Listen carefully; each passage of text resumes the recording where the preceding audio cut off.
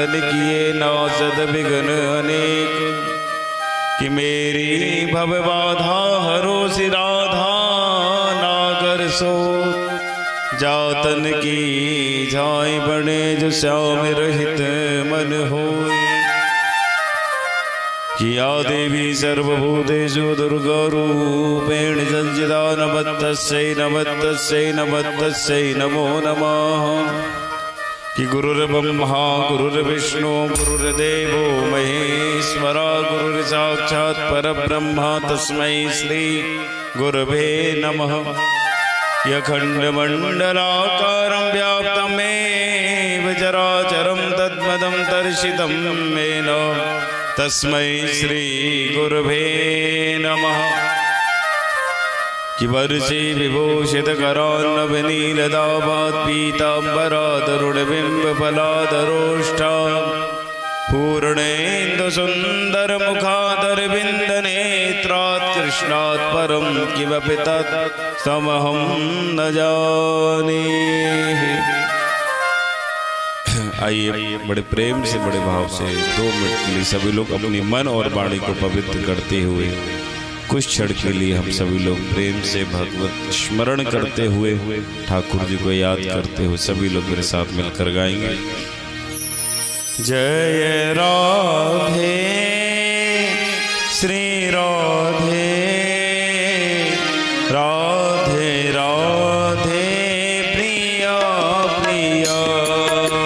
जय राधे श्री राधे राधे राधे प्रिया प्रिया। जय राधे श्री राधे राधे राधे प्रिया प्रिया। जय राधे श्री राधे राधे राधे प्रिया प्रिया। जय राधे राधे प्रिया प्रिया। जय राधे राधे प्रिया प्रिया। जय श्यामा श्यामा प्रिया प्रिया।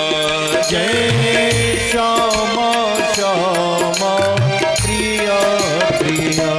बोलो जय राधे श्री राधे राधे राधे प्रिया प्रिया। बोलो जय राधे श्री राधे राधे राधे प्रिया प्रिया। जय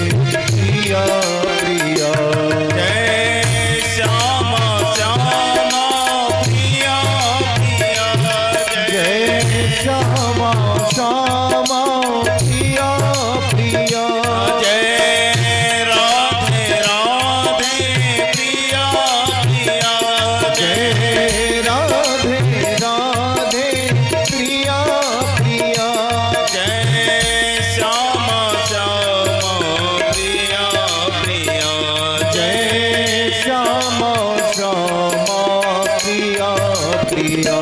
बोलो जय राधे श्री राधे, राधे राधे प्रिया प्रिया। बोलो जय राधे श्री राधे, राधे राधे प्रिया प्रिया। बोलो जय राधे श्री राधे, राधे राधे प्रिया प्रिया। बोलो जय राधे श्री राधे, राधे राधे प्रिया प्रिया। बोलो राधे राधे प्रिया प्रिया। बोलो राधे राधे प्रिया प्रिया। बोलो श्यामा श्यामा प्रिया प्रिया। बोलो श्यामा श्यामा प्रिया प्रिया। बोलो राधे राधे प्रिया प्रिया। बोलो राधे राधे प्रिया प्रिया। बोलो राधे राधे प्रिया प्रिया। बोलो राधे राधे जय जय राधे, जय जय श्री राधे, जय जय श्री राधे। बोल वृंदावन बिहारी लाल की जय। परम मंगल में परात्पर अखिलेश्वर नंद नंदन यशोदा नंदन की प्रति वांग्मय स्वरूप श्रीमद् भागवत कथा के षष्ठम दिन की कथा में हम और आप सब प्रवेश कर रहे हैं। कथा के पूर्व हमने अपनी मन और वाणी को पवित्र किया है। दिव्य आज हम लोग भगवान रुक्मिणी मंगल का पावन पर्व उत्सव मनाएंगे। और साक्षात बिहारी जी का जन्म है और जन्म के बाद भगवान का तीसरा जो हम सबके इंतजार में रहता है भगवान का विवाह उत्सव, वो हम और आप सब लोग मिलकर मनाएंगे। कल की कथा में आप लोगों ने श्रवण किया, जोर से बोले राधे राधे। अब नेक थोड़ी सी बात बंद कर दी और नेक कथा की ओर ध्यान दो, क्योंकि ये अमृत सुन लोगे तो शायद मोक्ष मिल जाएगा। बातें तो दिन ही भर करते, नेक कथा सुनो, ये ध्यान दीजिए। कल भगवान की दिव्य कथा गिरिराज तरण। इंद्र को इतना अभिमान था कि मैं वर्षा करता हूँ, सब बरसात के माध्यम से हरी भरी दूर्वा गाय जो खाती है, ये सब मेरे माध्यम से होता है। जो गाय को जो चारा दिया जाता है, जो हम और आप सब फसल को देखते हैं। इंद्र को इतना अभिमान है। श्री सुखदेव जी महाराज दिव्य वर्णन करते हैं, परीक्षित जी को सुनाते हैं कि हे महाराज, इंद्र को अपने ऊपर जितना अभिमान था, भगवान ने उसका अभिमान दूर कर दिया। जब लाला ने 7 वर्ष के थे, 7 वर्ष की आयु में लाला ने जब गिरिराज जी को धारण किया तो सब ब्रजवासियों को कहा, देखो ब्रजवासी, अब चिंता करने की जरूरत ना है, जिसको भी मेरी शरणागति लेना है तो मेरी शरण में आ जाओ। देखिए, हमारे सारी उंगलियां किसी न किसी काम आती हैं, बस छिंगली भर नहीं आती। भगवान ने गोवर्धन को छिंगली पर ही धारण किया। जो उंगली किसी काम में नहीं आती, उसको भगवान ने गिरिराज जी को धारण किया। ठाकुर जी ने दिव्य सुंदर लीला की है। ब्रजवासियों ने 56 प्रकार का भोग लगाया, जिसमें से मानसी गंगा को प्रकट किया है। आप लोग गए होंगे गोवर्धन, जब मानसी गंगा में आप लोग स्नान करते हैं, वही मानसी गंगा ठाकुर जी ने प्रकट की है। क्योंकि जब भोग लगा दिया तो भोग लगाने के बाद भगवान को जल तो पिलाया ही जाता है। भगवान ने कहा, चिंता मत करो, उसकी व्यवस्था भी मैं कर देता हूँ। मानसी गंगा को प्रकट किया है। उसके बाद में दान घाटी पे दूध और दही का दान किया है। आगे मुखारविंद पे दिव्य रुद्र अभिषेक किया है भगवान का। ब्रजवासियों ने कहा, लाला इतनी देर से तू लाठी टेके खड़ो, नेक हमें भी नेक थोड़ा बहुत या मदद कर दे। भगवान ने कहा, कोई बात नहीं, मैं धारण कर रहा हूँ। बोले, तू थक गए होगो, नेक पहाड़ को नीचे रख दे। ब्रजवासियों ने लाठियां टेकी, जैसी भगवान ने छिंगली को हटाया है सारी ब्रजवासियों की जितनी लाठियां थी सब टूट गई हैं। ब्रजवासी बोले लाला देख, जो हमारे बस को काम ना है, जो तेरे बस को काम है। पुनः धारण कर लिया भगवान के राज को। और सुंदर सुखदेव जी महाराज जी ने दिव्य के राज धारण की कथा सुनाई है परीक्षित जी को। ब्रजवासी डेली आते हैं, दिव्य भोग लगाते हैं और भोग लगा के दिव्य ठाकुर जी को जल पिलाया है। इंद्र को अभिमान था कि मैं बरसात करता हूँ, मेरे बिना कोई कार्य हो ही नहीं सकता। भगवान ने इंद्र का अभिमान दूर किया है और सब ब्रजवासी भाव से प्रेम से गिरिराज जी को भोग लगा रहे हैं। और गिरिराज जी को भोग लगाते क्या कह रहे हैं? गिरिराज धरण लाला तुम्हारी शरण, गिरिराज धरण लाला तुम्हारी शरण, गिरिराज धरण लाला तुम्हारी शरण, गिरिराज धरण लाला तुम्हारी शरण, लाला तुम्हारी शरण, श्री जी तुम्हारी शरण, लाला तुम्हारी शरण, लाला तुम्हारी शरण, लाला तुम्हारी शरण, श्री जी तुम्हारी शरण, लाला तुम्हारी शरण, श्री जी तुम्हारी शरण, गिरिराज धरण लाला तुम्हारी शरण, गिरिराज धरण लाला तुम्हारी शरण, गिरिराज धरण लाला तुम्हारी शरण, गिरिराज धरण लाला तुम्हारी शरण, लाला तुम्हारी शरण, श्री जी तुम्हारी शरण, लाला तुम्हारी शरण, श्री जी तुम्हारी शरण, लाला तुम्हारी शरण, श्री जी तुम्हारी शरण, लाला तुम्हारी शरण, श्री जी तुम्हारी शरण, गिरिराज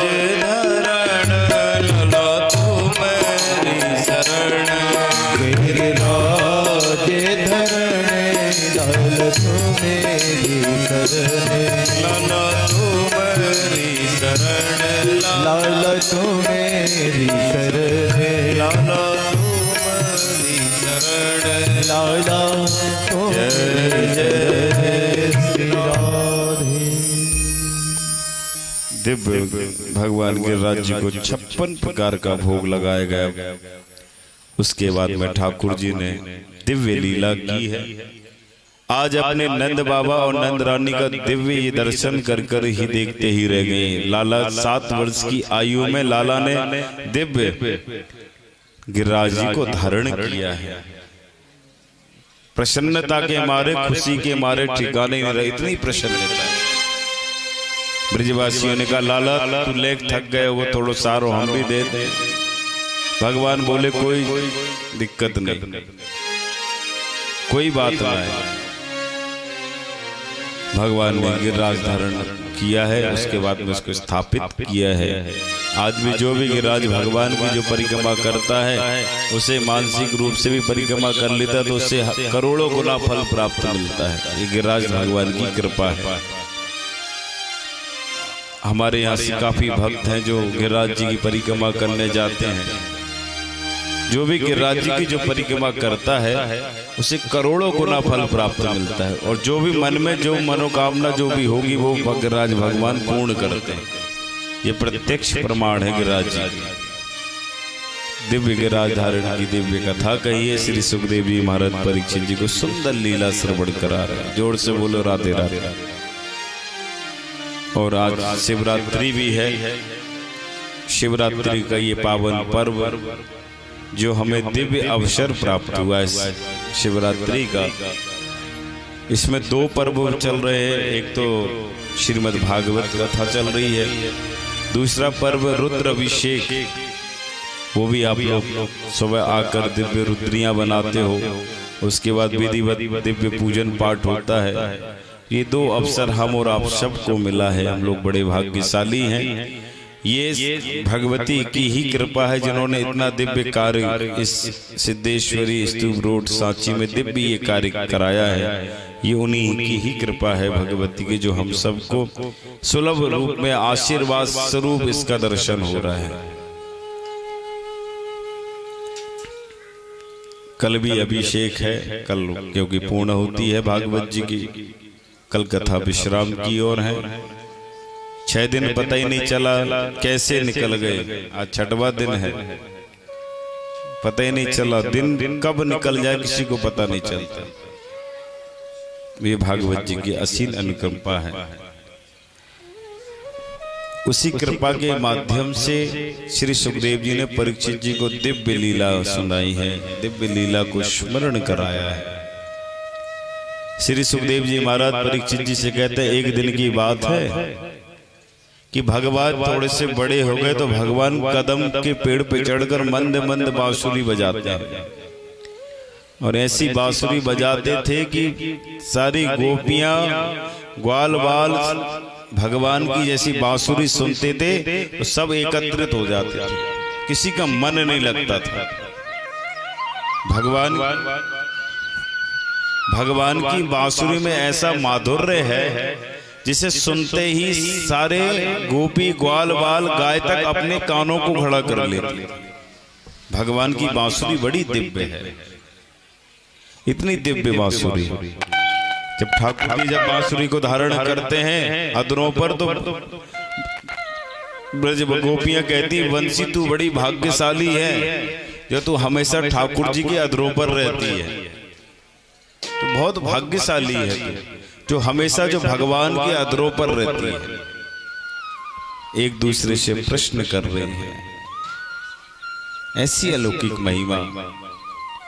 भगवान ने कदम के पेड़ पर बैठकर दिव्य बांसुरी बजाइए, कोई गोपी सास की सेवा कर रही होती, कोई गोपी भोजन बना रही होती, कोई गोपी घर का काम कर रही होती है, कोई गोपी गाय की सेवा कर रही थी। जैसी भगवान ने बांसुरी को बजाया है तो गोपी तुरंत दौड़ी चली आई, तुरंत।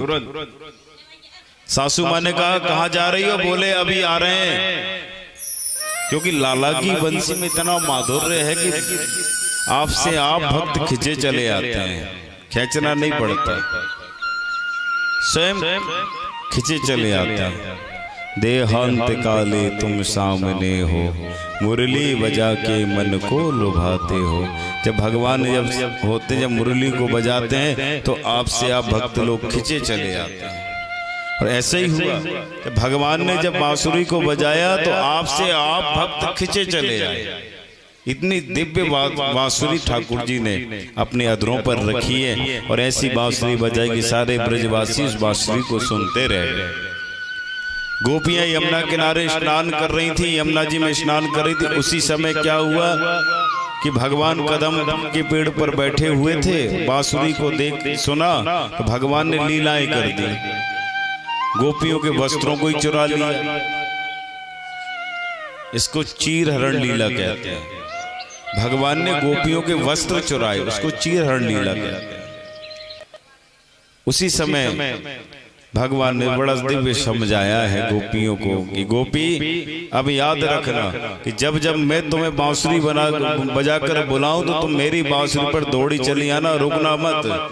गोपियां कहती, प्रभु जितना प्रेम आप बंसी से करते हो उतना ही प्रेम हम सारी गोपियां आपसे करते।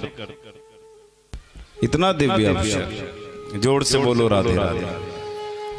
चीर हरण लीला की कथा सुनाई है। भगवान ने गोपियों के वस्त्र चुराए, और ऐसे वस्त्र नहीं चुराए। यमुना में स्नान करने गई थी तो भगवान ने सोचा कुछ लीलाएं करें, तो भगवान ने अपनी माधुर्य लीला से सबके वस्त्र चुराए और सहज रूप में गोपी के ऊपर कृपा की है ठाकुर जी ने। आगे श्री सुखदेव जी महाराज दिव्य परीक्षित जी को सुंदर कथा श्रवण करा रहे हैं, जो आप और हम सब जानते। भागवत जी में 10वां स्कंद है, दसम स्कंद के 31वें अध्याय में गोपी गीत है। ये भागवत जी का प्राण है। जब गोपियों को जब भगवान नहीं मिले, जब गोपियां सब में ढूंढती कितने नगर नहीं खोज डाले, जब तक लाला का दर्शन नहीं हुआ तो गोपियों ने एक तक भोजन तक नहीं किया। यमुना किनारे बैठकर प्रतिदिन भजन करती थी कि एक बार लाला का दर्शन हो जाए। जोर से बोले राधे राधे। इतना दिव्य दर्शन सुंदर भगवान ने वस्त्र चीरहरण लीला की है। उसके बाद में ठाकुर जी ने दिव्य गोपियों को बुलाया है। बंसी के माध्यम से गोपियां दौड़ी दौड़ी आई हैं और जैसे गोपियां पहुंची हैं और उसी समय भगवान अदृश्य हो गए। श्री सुखदेव जी महाराज बड़ा सुंदर श्लोक कहते हैं, भगवान न पिता रात्रि सरदोत्फुल्ल मल्लिका भीख चरण तुम मनुष्य चक्र योग माया उपाश्रिता। शरद ऋतु की रात आई है, ठीक भगवान ने गोपियों के साथ रास किया है। अभी तो देखो छोटा रास किया है, जब भगवान ने बुलाया है गोपियों को, तो भगवान न पिता रात्रि सरदोत्फुल्ल मल्लिका भीख चरण तुम मनुष्य चक्र योग माया उपाश्रिता। सब गोपियों को बुलाया है। दिव्य गोपियों के साथ रास करना प्रारंभ कर ही रहे थे कि उसी मध्य से भगवान चले गए। गोपियां कहती पहले भगवान बुलाते हैं, बाद में अंतर ध्यान हो जाते हैं। और जैसे जब भगवान ने बंसी को बजाया तो सारी गोपियां दौड़कर चली आई। और जैसे गोपियां भगवान के पास पहुंची, भगवान के मंडल में शामिल हुई, उसी समय ठाकुर जी दृश्य हो गए। गोपियां एक दूसरे से पूछती है कि तूने ठाकुर जी को देखो क्या? वो कहते मैंने तो ना ही देखो। तुलसी से पूछती है, तुलसी महारानी के पास गई, बोले तुमने लाला को देखा है क्या कहीं? तुलसी जी कहती मोह को भी ना है। आज गोपियां एक दूसरे से प्रश्न पूछ रही, किसी ने लाला का दर्शन किया है? कोई गोपी ने बताया नहीं, क्योंकि भगवान रास में आए थे मगर रास से अंतर ध्यान हो गए थे। उन गोपी के मध्य में से गायब हो गए थे भगवान, उसी समय गायब हो गए। गोपियां दौड़ी दौड़ी आई, एक दूसरे से प्रश्न करती, तुमने लाला को देखा है क्या? तुमने लाला को देखा है? कोई गोपी ने भगवान का पता नहीं बताया कि भगवान यहाँ है। लोग कहते हैं कि वृंदावन का खारा जल है। ये खारा जल नहीं है, ये गोपियों के आंसू हैं जो भगवान के लिए जो गोपियां रोई थी। ये प्रेम के आंसू हैं जो आज भी वृंदावन में खारा कर दिए पूरा जल को। जब भगवान कहीं नहीं मिले तो गोपियां यमुना किनारे गई हैं। यमुना किनारे बैठकर गोपी गीत का पाठ किया, जो भागवत जी का जो दसम स्कंद का जो प्राण है गोपी गीत, उसका पाठ किया है। जब भगवान को जब दर्शन नहीं हो तो गोपियां ढूंढती ढूंढती यमुना किनारे पहुंच गई। और यमुना किनारे जैसे ही पहुंची, भगवान का दर्शन नहीं। गोपी एक दूसरे से पूछती हैं, तूने लाला को देखा क्या? तूने लाला को देखा? कोई गोपी ने नहीं बताया कि भगवान को मैंने देखा है। इतने सुंदर ठाकुर जी। लाली मेरे लाल की जित देखूं तित लाल, और लालई देखन में चली तो मैं भी हो गई लाल। सुखदेव जी महाराज कहते हैं कि कहीं नंद लाला कहीं लाली बनकर आ जाते तो गले कट जाते करोड़न उड़े। नंद लला तुम होते लली तो गले कट जाते करोड़न उड़े। कहीं नंद लाला कहीं लाली बनकर आ जाते तो कोई फिर बच नहीं पाता, सबके गले कट जाते। इतना प्रेम भगवान गोपियां करती हैं कृष्ण से। सच्चा प्रेम तो वही है जो भगवान से करे। जैसे गोपियों ने भगवान से प्रेम किया, भगवान भी गोपियों के बिना नहीं रहते थे, गोपी भी कृष्ण के बिना नहीं रहती थी। जब गोपियों को जब दर्शन नहीं होता था भगवान को, तो कोई ना कोई बहाना लेकर आती थी मैया के पास दर्शन करने के लिए कि एक बार लाला का दर्शन हो जाए, मगर दर्शन नहीं होता था। इतना प्रेम गोपियां करती थी भगवान कृष्ण से, इतना प्रेम। और गोपियां ढूंढती हैं, फिरती हैं, घूमती हैं, फिरती हैं, ढूंढती आती जाती हैं, भगवान का दर्शन ही नहीं होता। इतना प्रेम भगवान से। गोपियां एक दूसरे से पूछती, किसी गोपी ने भगवान का पता नहीं बताया। यहाँ भी पूछती है, वहां भी जाती, तूने लाला का दर्शन किया? गोपी कहती मेरे को पता ही नहीं। तुलसी से कहती कि वो तुलसी तो हमेशा ठाकुर जी के साथ रहती है। बोली ये तो सौत, ये क्या बताएगी पता, चलो हम ही कहीं ढूंढते हैं। तो यमुना किनारे गई है, सुंदर गोपी गीत का पाठ किया है। जयति तेदिकम जन्मना प्रजा श्रेयत इंद्रिय शाश्वतत्र ही दयति दिश्यताम दीक्षितावकाः। ये भागवत जी के 10वें स्कंद का 31वें अध्याय में भागवत जी का ये प्राण है, गोपी गीत। जो अगर प्रतिदिन संस्कृत में गोपी गीत का पाठ करता है या सुनता है तो उसे प्रत्यक्ष रूप में भगवान का ही दर्शन होता है। इसलिए गोपी गीत का पाठ सबको करना चाहिए। जोर से बोले राधे राधे। इतना सुंदर अवसर भगवान ने गोपियों के मध्य में प्रकट हुए हैं। दिव्य गोपी गीत का पाठ किया। जब भगवान नहीं मिले ना गोपियों को, तो एक आंखों से आंसू बह रहा है और एक आंखों से चिंतन स्मरण कर रहे हैं, याद कर रहे हैं कि एक बार भगवान का दर्शन हो जाए, एक बार दर्शन हो जाए। ढूंढते हैं, एक दूसरे से पूछते हैं कि कहाँ भगवान मिलेगा। एक गोपी कहती भगवान यहाँ, एक गोपी कहती भगवान यहाँ। पूछती हैं भगवान।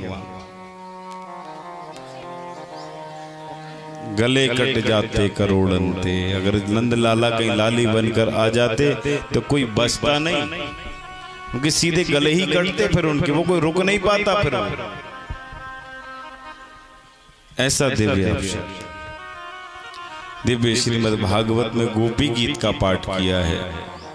ये संस्कृत में है। जो इस पाठ को करता है उसे सहज रूप में भगवान की कृपा हो जाती है। भगवान को गोपियों ने देखा भी नहीं है तो भी मन ही मन भगवान को अपना पति मानती हैं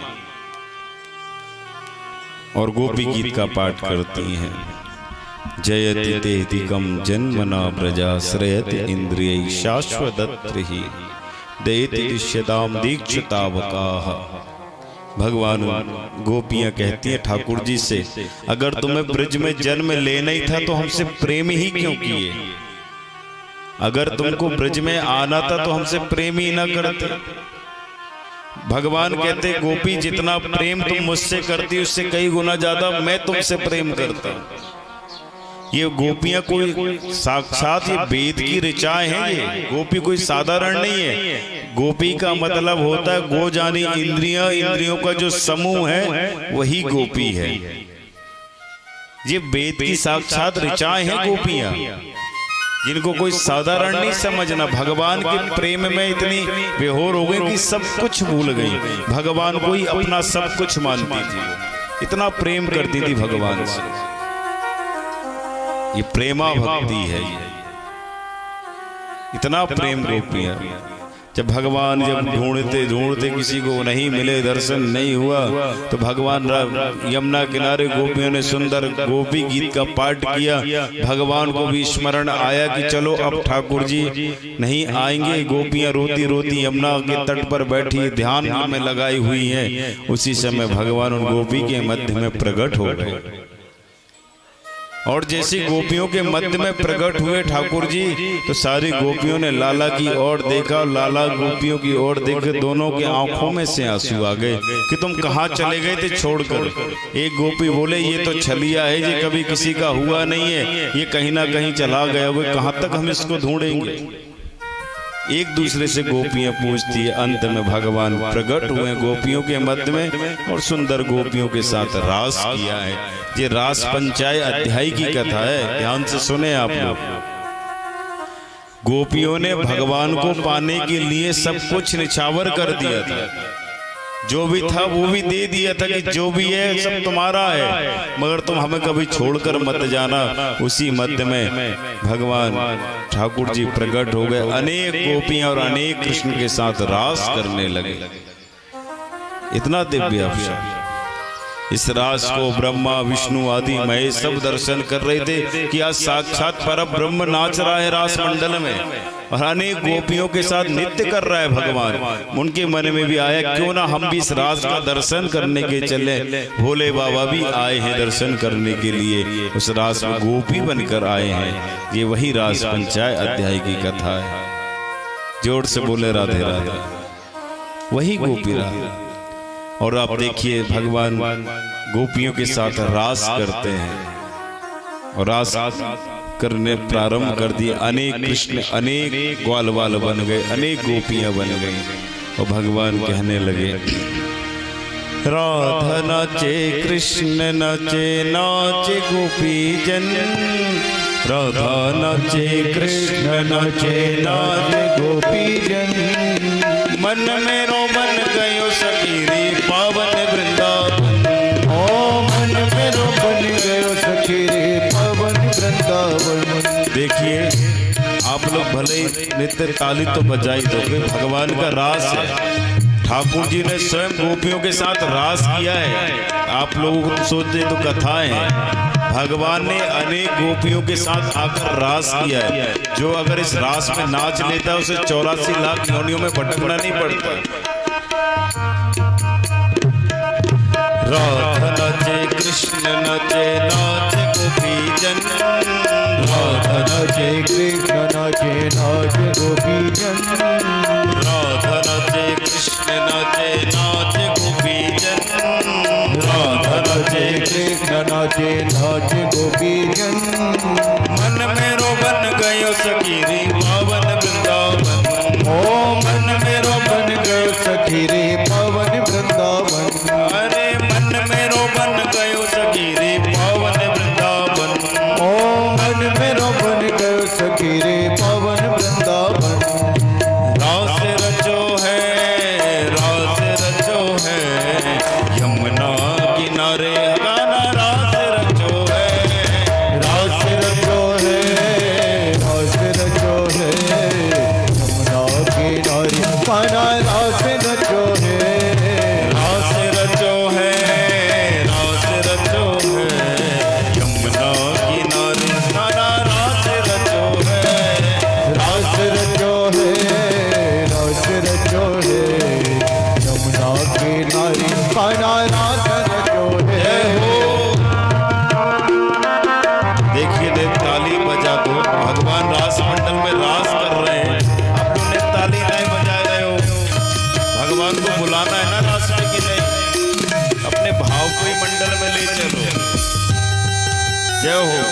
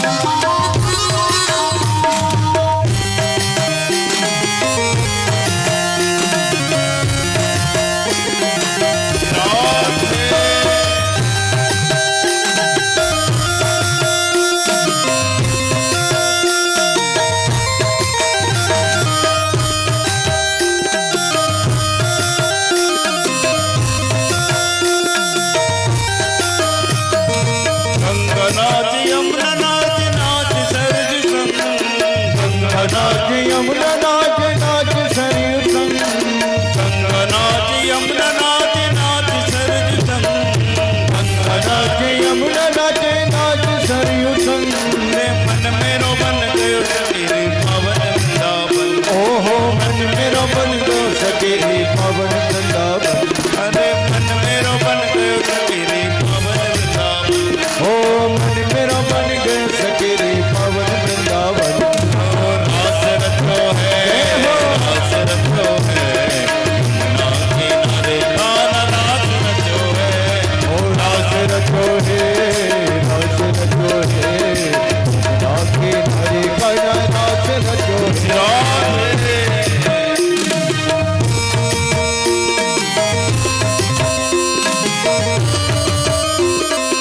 दोनों हाथों ताली सेवा करते हैं।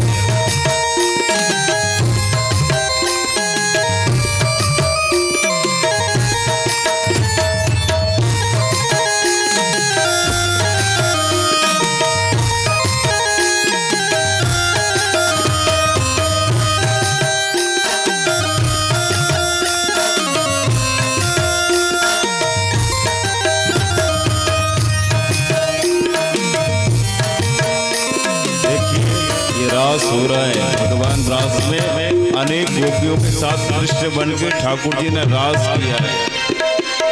और जब रास जब करने लगे तो अनेक गोपी अनेक कृष्ण हो गए। सूरज नाच नाच नाच नाच देवगण, सूरज नाच चंद नाच नाच तारे गण, सूरज नाच नंद नाच नाच देवगण, सूरज नाच चंद नाच नाच देवगण। अरे मन मेरो बन गयो सखी पावन वृंदावन, ओहो मन मेरो बन गयो सखी पावन वृंदावन। अरे रास रचो है, रास रचो है, यमुना किनारे कान्हा रास रचो है, रास रचो है, रास रचो है, यमुना किनारे कान्हा रास रचो है। गोकुल में देखो वृंदावन में देखो रे, गोकुल में देखो वृंदावन में देखो रे, मुरली बाजे रे, श्याम संग राधा नाचे रे, श्याम संग राधा नाचे रे, श्याम संग राधा नाचे रे, ओ श्याम संग राधा नाचे रे, श्याम संग राधा नाचे रे, ओ श्याम संग राधा नाचे रे, श्याम संग राधा नाचे रे, श्याम संग राधा नाचे रे। गोकुल में देखो वृंदावन में देखो रे, गोकुल में देखो वृंदावन में देखो रे, गोरी राधे रे, श्याम संग राधा नाचे रे, श्याम संग राधा नाचे रे, श्याम संग राधा नाचे रे, श्याम संग राधा नाचे रे, श्याम संग राधा नाचे रे, श्याम संग राधा नाचे रे, श्याम संग राधा। जय जय श्री राम, जय जय श्री राम। बोले रास मंडल भगवान की जय। सुंदर रास किया है, अनेक गोपी अनेक कृष्ण बन गए, अनेक गोपियों के साथ में भगवान ने रास किया। उसी समय भोले बाबा के मन में भी आया कि इतना दिव्य वृंदावन में रास हो रहा है तो हम क्यों ना चलें। तो भगवान भोले बाबा पार्वती जी ने कहा तुम्हें उस रास में प्रवेश नहीं मिलेगा, क्योंकि उस रास में कोई सम्मिलित नहीं हो सकता है। भगवान भोले बाबा का कोई बात नहीं, मैं गोपी बनकर जाऊंगा। और उस रास में भगवान शंकर गोपी बनकर गए और सबके मध्य में रास किया है। आज भी वृंदावन में जिन्होंने गोपेश्वर भगवान का दर्शन किया होगा, ये वही गोपेश्वर हैं जो रास मंडल में आए थे भगवान शिव गोपी बनकर। तो फिर उसके बाद वो वृंदावन से बाहर गए ही नहीं, वहीं बस गए। दिन में तो अभिषेक होता है और रात्रि में गोपी बन के दिव्य उनका श्रृंगार किया जाता है, इसलिए वो गोपेश्वर है। बोले शंकर भगवान की दिव्य रास किया है और भगवान के मध्य में भगवान शंकर आए हैं, उस रास मंडल में प्रवेश किए, दिव्य आनंद के सहित भगवान ने रास किया है। आगे की कथा में श्री सुखदेव जी महाराज जी ने दिव्य परीक्षित जी को रास का वर्णन सुनाया है, कैसे भगवान ने गोपियों के साथ रास किया। गोपियां बोले कि आज तो आप आ गए, दोबारा जाना नहीं कभी छोड़कर। भगवान कृष्ण कहने लगे, गोपी मैं तो तुम्हारी परीक्षा ले रहा था कि तुम मुझे ढूंढती हो कि नहीं। गोपियां बोले यही परीक्षा मत लेना मुझसे। क्यों? क्योंकि मैं बहुत दिव्य, मैं ऐसा दिव्य आनंद जो तुम्हें कहीं नहीं प्राप्त होगा। हम तो सहज रूप में आपसे प्रेम करते हैं, स्नेह करते हैं, ये आपकी सहज रूप में कृपा है हमारे ऊपर, इसलिए आप हमें कभी छोड़कर मत जाइएगा। उसी समय भगवान ने दिव्य सभी गोपियों के साथ रास किया है। ये रास पंचाय अध्याय की कथा है। भागवत जी में 10वें स्कंद के 31वें अध्याय में श्री गोपी गीत का पाठ है, जो भागवत जी का प्राण है। श्रीमद् भागवत का जो प्राण है वही गोपी गीत। उसके बाद में भगवान ने सब श्रोताओं, सब समूह के मध्य में वृंदावन में दिव्य रास किया है। जोर से बोले राधे राधे। ने एक और जोर से बोल, क्योंकि ये वृंदावन की भूमि है। इस भूमि में आप कथा सुन रहे हैं बैठकर, ये साक्षात वो भूमि बन गई है वृंदावन की। स्वयं बांके बिहारी चलकर आए हो आपके मध्य में, उस भूमि में बैठकर आप लोग आनंद ले रहे हो। ये उस भूमि में बैठे हैं जहाँ कुंभ पर्व चल रहा है। ये कुंभ ही तो है, जहाँ से भी ये गंगा बह रही है वहां भी ये गंगा बह रही है। ये कल कल बहती गंगा धारा है, जहाँ जो डुबकी लगाएगा तो तर जाएगा, नहीं लगाएगा तो कोई बात ही नहीं। तो ये वही कुंभ पर्व चल रहा है यहाँ भी, जो इतना दिव्य अवसर हम और आप सबको प्राप्त हुआ है। ये बड़े भाग्य से ही अवसर मिलता है। बड़े भाग्य मानुष तन पावा, सुर दुर्लभ सदग्रंथन गावा। ये बड़े भाग्य से शरीर मिलता है, जिस शरीर से हम जितने से ज्यादा भजन पूजन पाठ इत्यादि करेंगे वही हमारे साथ जाएगा और कुछ साथ नहीं जाएगा। ये वही अवसर है जो हम और आपको सबको मिला है, इसलिए इस अवसर को खाली मत जाने दीजिए। हृदय को साफ स्वर्ण के पात्र के समान बनाकर आइए, जिसमें ये भागवत रूपी गंगा आपके हृदय में रुक सके और उसको आप संभाल के रख सको। ये वही अमृत है, ऐसा पात्र बनाकर आइए। इस पात्र में ज्यादा से ज्यादा लोग अमृत को भरते हैं। ये वही अमृत है गंगा धारा जो आपके मध्य में बह रहा हो। आपको तो सिर्फ डुबकी लगाना है। जोर से बोलो राधे राधे। उसके बाद में दिव्य श्रीमद् भागवत कथा में आगे का वर्णन किया है। अब देखिए, अभी तक भगवान को ये पता नहीं है कि मेरे असली माता पिता कहाँ रहते हैं, क्योंकि वसुदेव जी तो गए थे गोकुल में, छोड़कर लाला को आ गए थे। उसके बाद लाला फिर मथुरा गए नहीं। जब कंस को पता चला कि इस ब्रज मंडल में लाला है, तो कंस ने सोचा क्यों ना भगवान को यहां बुलाया जाए, भगवान को यहां बुलाया जाए। अब भगवान को तो वैसे तो बुला नहीं सकते, क्यों नहीं बुला सकते कि भगवान आएंगे नहीं। अब तो किसको भेजा जाए, फिर किसको भेजा जाए? कंस ने अक्रूर जी को भेजा है भगवान को लेने के लिए। कंस ने बहुत बड़ा धनुष यज्ञ रखा है, क्योंकि धनुष यज्ञ में ठाकुर जी आएंगे तो हम उसे यही निपटा देंगे। अब कंस मामा लगते हैं भगवान के, और भगवान ब्रज में रह के आनंद ले रहे थे, गोपियों के साथ में बढ़िया रहते थे, बढ़िया मक्खन खाते थे, हर समय याद करते थे। उसी समय भगवान ने,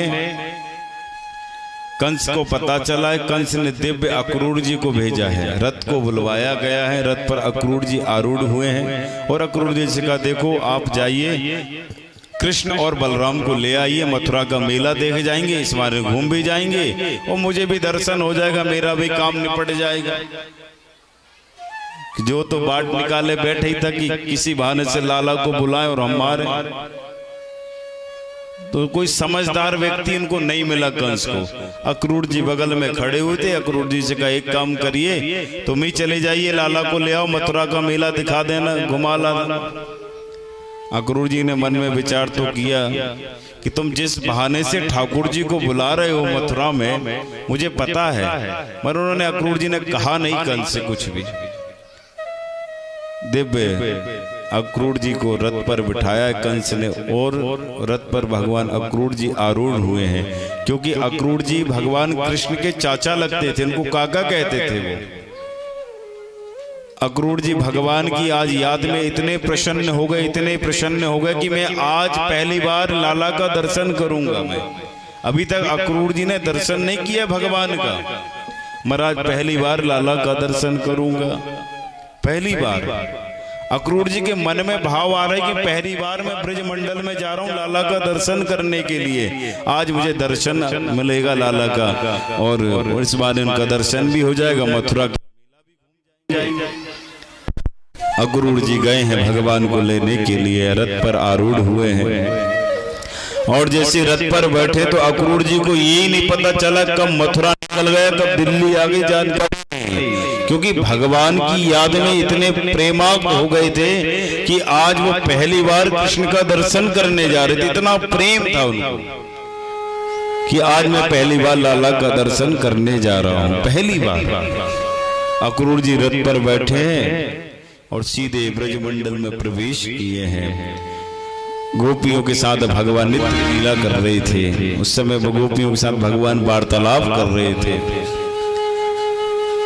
जैसे अक्रूर जी ब्रजमंडल में पहुंचे हैं, नंद बाबा को पता चला है। नंद बाबा ने अक्रूर जी को संदेशा भेजा, अक्रूर जी को बुलाया, घर में दिव्य स्वागत किया है उनका, इतना दिव्य स्वागत, क्योंकि आज पहली बार अक्रूर जी ब्रजमंडल में आए हैं, तो उनका बड़ा भव्य तरीके से स्वागत किया है नंद बाबा ने। और जैसे नंद बाबा पहुंचे हैं, अक्रूर जी को बिठाया, भगवान कृष्ण खेलने के लिए गए थे, उनको बुलाया गया है, दोनों आए हैं।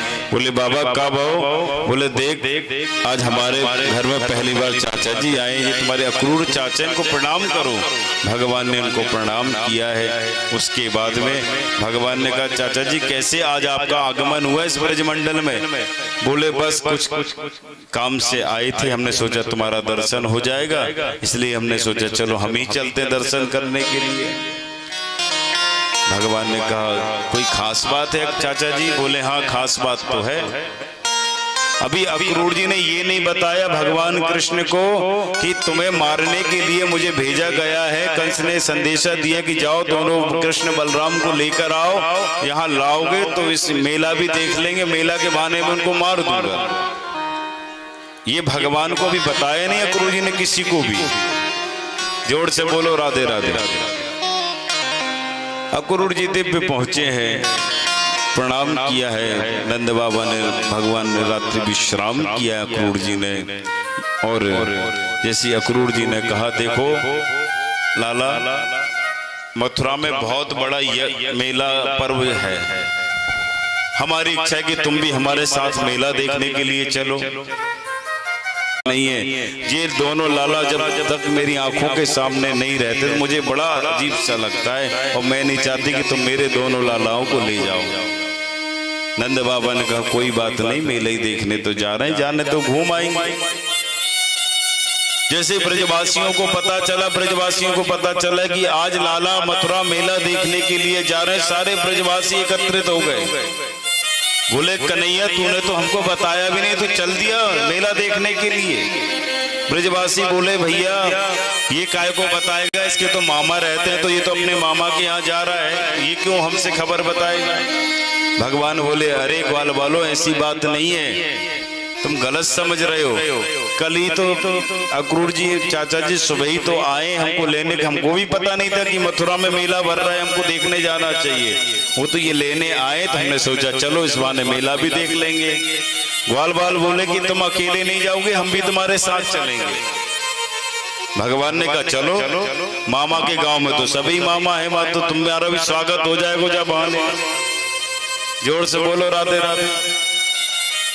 अब भैया मैया ने सुना, जैसी लाला की जाने की तैयारी हुई, मैया ने कहा लाला कहीं नहीं जाएगा, समझाने लगी। नंद बाबा ने कहा कोई बात नहीं नंद रानी, एक दिन की बात तो है, बेचारे कहीं जाते भी नहीं है, इस बहाने कम से कम मथुरा का दर्शन तो कराएंगे।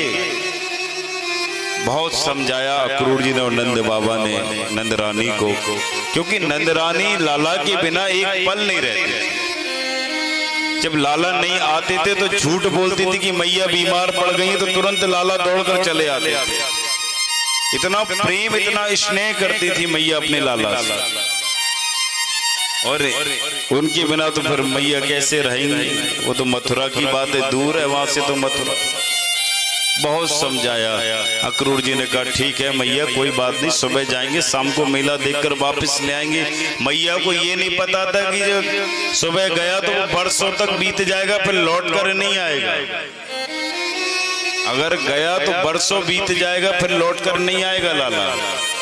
मैया को क्या पता था, मतलब भगवान तो बस कहने लगे चलो काका जी कोई बात नहीं, चलते हैं मेला देखने के लिए। दिव्य रथ को तैयार किया है, उसी रथ पर अक्रूर जी ने भगवान कृष्ण और बलराम को बैठाया है। और जैसे रथ पर बैठे गोपियों को पता चला, गोपियों ने रथ को घेर लिया। गोपियां बोली कृष्ण कन्हैया तुम कहाँ जा रहे हो? बोले गोपी चिंता मत करो, मैं मथुरा जा रहा हूँ मामा के यहाँ मेला देखने के लिए, बस शाम को वापिस आ जाऊंगा, गया और तुरंत वापिस आ जाऊंगा। गोपियां कहने लगी कृष्ण तुमने हमारे बारे में एक भी बार नहीं सोचा, और तुमने जाने की जिद कर दी, तुम जाने भी लगे, तुम एक बार हमारे लिए तो सोच लेते कम से कम। भगवान ने कहा गोपी कोई बात नहीं, जाऊंगा तुरंत वापस लौट के आ जाऊंगा मेला देखकर। मन में विचार करने लगी गोपी, लाला वो वाली बात नहीं है जो तुम कह रहे हो कि शाम को जाऊंगा और सुबह जाऊंगा शाम को वापस आ जाऊंगा। मेरा कहने का मतलब ये, जब तुमको पता है कि जब तक हम तुम्हारी बांसुरी को नहीं सुनते तो हमें नींद नहीं आती, अगर तुम चले गए तो हमें नींद कैसे आएगी, हमें बांसुरी कौन सुनाएगा। और हम ही नहीं, पूरे ब्रज मंडल के ग्वाल वाल सारी गोपियां तुम्हारी बांसुरी को सुनती हैं, और बांसुरी हम तो सुनते, गाय भी तुम्हारी बांसुरी सुनती है, अपने कानों को खड़ा कर लेती है कि भगवान की बांसुरी इतनी माधुर्य है, और तुम जाने की बात कर दी है। गोपियों ने कहा अब हम आपको जाने नहीं देंगे। भगवान ने कहा गोपी हट जाओ, सामने रथ के आगे लेट गई। और गोपियां कह रही हैं जा रहे हो तो जाओ कन्हैया, लेकिन इतना रहम करते जाओ, दिल तो पहले ही तुम ले चुके हो, साथ प्राणों को भी लेते जाओ। गोपियां कहती हैं जा रहे हो तो जाओ कन्हैया, दिल तो तुमने पहले ही ले चुका है, अब इन प्राणों को भी साथ लेते जाओ। अगर जब तुमको प्रेम करना था तो फिर तुम वादा ही नहीं करते, तुमको जाना ही था तो चले जाते, कम से कम नेक हमें खबर तो कर देते कि हम जा रहे हैं। गोपियों भगवान कृष्ण ने बहुत समझाया, और गोपियों के रथ के आगे लेट गई। भगवान गोपियां कहती अगर तुमको जाना है तो हमारे प्राणों को भी साथ लेते जाओ, हम रथ भी हमारे ऊपर चढ़ा दो, मगर तुम बात ऐसी मत करना, हम तुम्हारे बिना रह नहीं सकते। उसी समय भगवान ने दिव्य गोपियों को उपदेश दिया है, समझाया। श्री सुखदेव जी महाराज परीक्षित जी से कहते हैं दर्शन कर लो कृष्ण और गोपी का। आज भगवान समझा रहे हैं गोपियों को, गोपी चिंता मत करो, कल नहीं परसों में लौट कर आ जाऊंगा, बस मेले ही देखने तो जा रहा हूं। अक्रूर जी ने कहा गोपी पागल मत हो, ये तो कृष्ण है, ये आ जाएंगे, हम स्वयं छोड़ने आएंगे, समझा रहे हैं। गोपियों ने बात को समझा, रथ से आगे लेटी हुई थी, तुरंत उठी, भगवान को प्रणाम किया, और उसी समय रथ निकल गया। बीच में यमुना मैया पड़ी है, यमुना में भगवान अक्रूर जी ने आचमन किया है, और जैसे ही यमुना में स्नान करने लगे तो उन्होंने क्या देखा, यमुना में भी कृष्ण बलराम का दर्शन होता है, और रथ पर भी बैठे भी कृष्ण और बलराम का दर्शन होता है। इस माया को देखकर अक्रूर जी के आंखों में आंसू आ गए कि जिसको मैं मारने के लिए ले जा रहा हूं वो साक्षात ब्रह्म है, परमात्मा है, वो साक्षात परमात्मा। अब ब्रजवासी बढ़िया तैयार। अब ग्वाल बाल तो आप जानते ही हो, अब पहली बार मामा के यहाँ मथुरा जा रहे तो तैयारी तो होना चाहिए, किसी की तैयारी ना आई थी। अब ब्रजवासियों ने जिद कर ली कि लाला अकेला नहीं जाएगा, हम भी साथ जाएंगे, तो वो भी मेले में साथ चल दिए। बड़े ध्यान से सुनना, जैसे भगवान को पता, जैसे सारी मथुरा नगरी को पता चला कि आज हमारे यहाँ कृष्ण आ रहे हैं, तो सारे मथुरा नगर के जितने भी वासी थे सबने घरों में से झांक रहे थे कि एक झलक कृष्ण का दर्शन हो जाए, एक बार कृष्ण का दर्शन हो जाए। सब पुष्प लिए हुए खड़े थे और अक्रूर जी बढ़िया बैठे, भगवान बलराम कृष्ण पूरी मथुरा नगरी का दर्शन कर रहे हैं और सभी ने पुष्प वर्षा की। सब ब्रजवासी बोले भैया तेरे ताई तो बड़ी व्यवस्था है, तेरे मामा ने बहुत अच्छी व्यवस्था करी है तेरे लाने। भगवान बोले कोई बात नहीं, तुम भी तो हमारे भांजे लगोगे यहाँ के, क्योंकि मामा के गाँव में सभी मामा। ग्वाल वाल बोले भैया हमारे भी मामा है, कंस तुम्हारे मामा है। अरे भैया एक बात कह दे, भैया तू तो सब धज के आयो ने हमें भी सजवाए दे। भगवान ने कहा चिंता मत करो, सब व्यवस्था है जाएगी। सबसे पहले भगवान दर्जी के पास गए हैं, दर्जी के पास पहुंचे हैं जहां कंस के कपड़े सिलते थे। भगवान ने कहा जी कपड़े दे दो। दर्जी ने कहा कोई बात नहीं ले लो। मरे जी तो ग्वाल बाल छोटे, कंस तो भारी है। दर्जी ने कहा कोई बात नहीं, हम कृपा कर देंगे, इनकी बराबरी की ड्रेस बना देंगे। कंस के जो कपड़े दर्जी के पास सिलने गए थे वो कपड़ों को छोटा किया, सारे ग्वाल बाल ब्रजवासियों को उन कपड़ों को पहनाया। भगवान ने सबसे पहले दर्जी के ऊपर कृपा की है और आज देखिए तो दर्जियों पे कैसी कृपा है, जितने को कपड़ा उतने की सिलाई।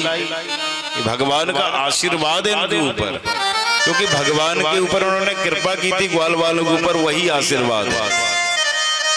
ब्रजवासी बोले भैया अपने कपड़ा पहन लिया, अपने माला साला भी हो जाए।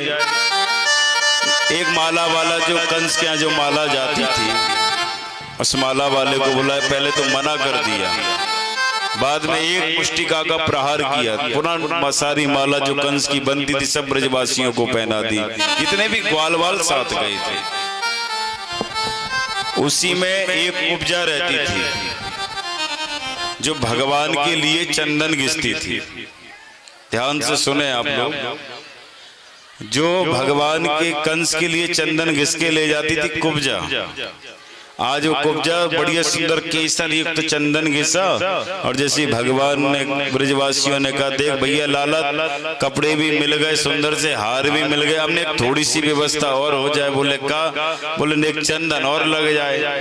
तो कुब्जा उसी समय चंदन घिस रही थी, चंदन घिस के कंस के पास ले जा रही थी। भगवान ने कहा ए सुंदरी, आज पहली बार किसी ने कुब्जा को सुंदरी का 3 जगह से टेढ़ी है कुब्जा, पहली बार किसी ने सुंदरी कहा है। और जैसे सुना है तो जो चंदन कंस के लिए ले जा रही थी वही चंदन सबसे पहले लाला को लगाया, फिर लाला के बाद सारे ब्रजवासियों को लगा दिया। अब भगवान बोले भैया कोई कमी तो ना है ब्रजवासी? बोले अब कोई कमी नहीं रे, बढ़िया सुंदर से कपड़ा पहना दिए, सुंदर सी मालाएं पहना दी और नेक बढ़िया चंदन भी मिल गए, अब का कमी रह गई। भगवान बोले ग्वाल बाल बोले भैया लाला तेरी यह मामा के यहाँ तो सभी स्वागत कर रहे, तू पहली बार आयो, जा खुशी में स्वागत कर रहे क्या? भगवान बोले चिंता मत करो, अभी तो और भी स्वागत होगा, आगे चले तो सही। पहले तुरंत आगे गए हैं। कंस के जहां 2 पहलवान थे, चारुण और एक मुष्टिक, भगवान से उनसे युद्ध हुआ है। सबसे पहले एक कुबलिया नाम पीठ हाथी था जिसमें 10,000 हाथियों का बल था, भगवान ने उनसे युद्ध किया है। उनके दांतों को लेकर चाणूर और मुष्टिक से युद्ध हुआ है। और जिस रणभूमि में धनुष यज्ञ रखा था भगवान अपने ग्वाल वालों को लेकर सीधे उस रणभूमि में कूद गए और सबसे पहले किसको देखा? कंस को, जो कंस सिंहासन पर बैठे हुए आर्डर चला रहा था कि मार दो इनको दोनों को। भगवान ने कहा चिंता मत करो, अब हम आ गए तो तुम्हें भी नहीं छोड़ेंगे। जोर से बोलो राधे राधे। सबसे पहले कोबलिया पीठ नाम का हाथी, जिसमें 10,000 हाथियों का बल था, उससे युद्ध किया है भगवान बलराम ने। उसके बाद में कंस के 2 दूत थे, चारुण और मुष्टिक, उनसे युद्ध किया है, उनको हराया है। उसके बाद में फिर कंस की सभा में पहुंचे हैं, और जैसे कंस की सभा में देखा, कंस ने कहा मारो उनको, छोड़ना मत। भगवान ने एक छलांग मारी, कंस के सिंहासन पर पहुंच गए और कंस के केस पकड़ लिए। वो दिन याद कराते हैं जब देवकी के केस कंस ने पकड़े थे। बोले याद करो, तुमने भी शायद मेरी माँ के इसी तरह केस पकड़े थे, और एक पुष्टिका का प्रहार किया है कंस को। उसी समय वहां से उसकी मृत्यु हो गई। सब लोग जय जयकारे लगाने लगे। उसी समय भगवत श्री सुखदेव जी महाराज जी ने दिव्य कंस वर्धन की कथा कही है, किस प्रकार कंस को भगवान ने मारा है।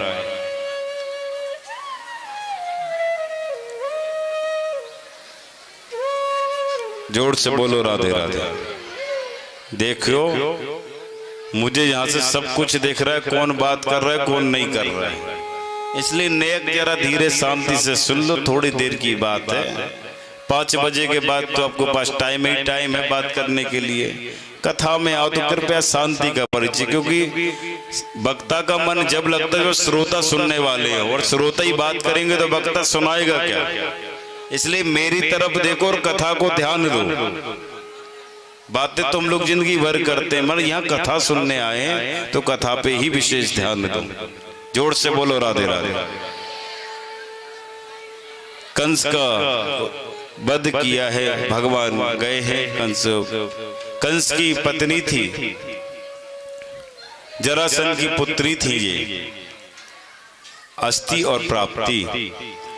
भगवान ने इनको सांत्वना दिया है, उसी समय माफी मांगी है और उनको प्रणाम किया है। भगवान ने कहा चिंता मत करो, मैं सबको युक्त कर दूंगा। भगवान वसुदेव और देवकी को कारागृह से युक्त किया है। जरासंध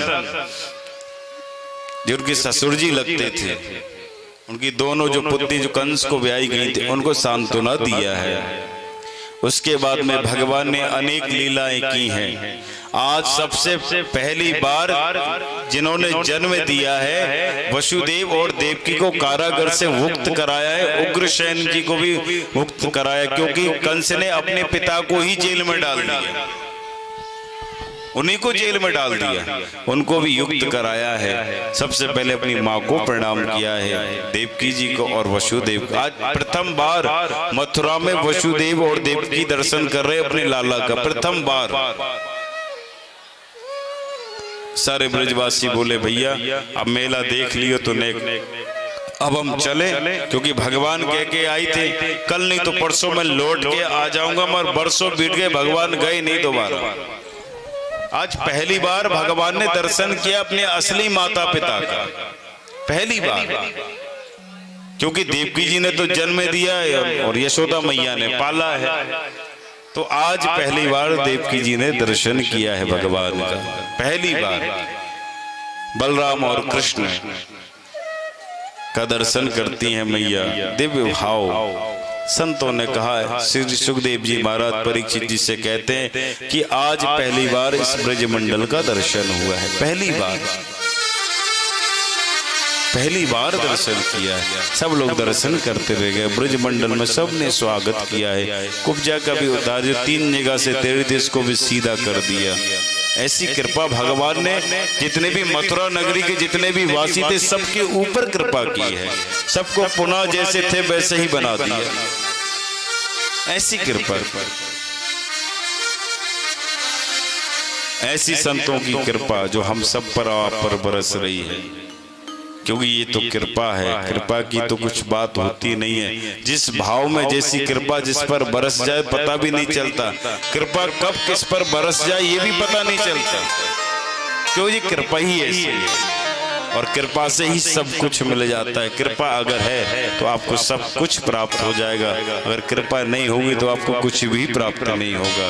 भगवान से मांगो तो सिर्फ यही मांगो कि जो आपने दिया है बहुत कम है, भगवान आपकी प्रेमा भक्ति हमें मिल जाए, आपकी भक्ति हमें मिल जाए, बस हमें और कुछ नहीं चाहिए। हमें कुछ चाहिए नहीं। भगवान से बस एक ही चीज मांगो। अगर आप में हमारी लगन लग गई है तो आपकी लगन हमेशा लगी रहे और आपकी लगन कभी हमसे टूटे ना। ऐसी कृपा मांगो बिहारी, ऐसी कृपा मांगो। तो एक संत बड़ा सुंदर इस भाव को गुनगुनाते, आप सब मेरे साथ में गुनगुनाइए। भगवान से अगर प्रीत लगाना हो, भगवान से अगर लगन लगाना हो, बस एक ही प्रार्थना करो कि प्रभु आपके चरणों में मेरी लगन लग जाए और मेरा भी उद्धार हो जाए और मुझे कुछ नहीं चाहिए। जैसे वसुदेव और देवकी का पहली बार आज भगवान ने दर्शन किया, जैसे दर्शन किया है तो लाला की आंखों में से आंसू आ गए। इतना भाव में दर्शन किया, पहली बार दर्शन किया। और सब संत बड़ा सुंदर भाव है ये। लागी लगन मत तोड़ना प्यारे, लागी लगन मत तोड़ना, हरे जी मोरी लागी लगन मत तोड़ना, हरे जी मोरी लागी लगन मत तोड़ना, लागी लगन मत तोड़ना, लागी लगन मत तोड़ना, लागी लगन मत तोड़ना, लागी लगन मत तोड़ना, प्रभु जी मोरी लागी लगन मत तोड़ना, प्रभु जी मेरी लागी लगन मत तोड़ना।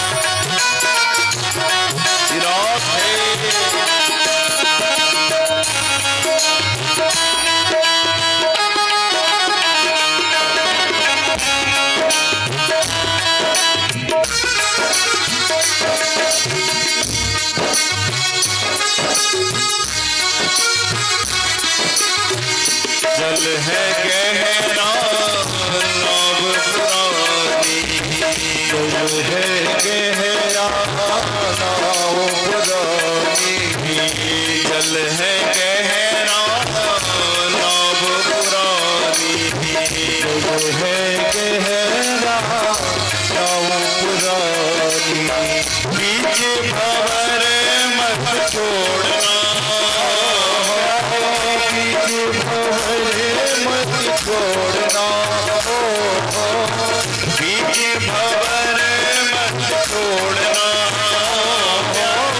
बीच भंवर मत छोड़ना, प्रभु जी मोरी लगन मत छोड़ना, प्रभु जी मेरी लागी लगन हो।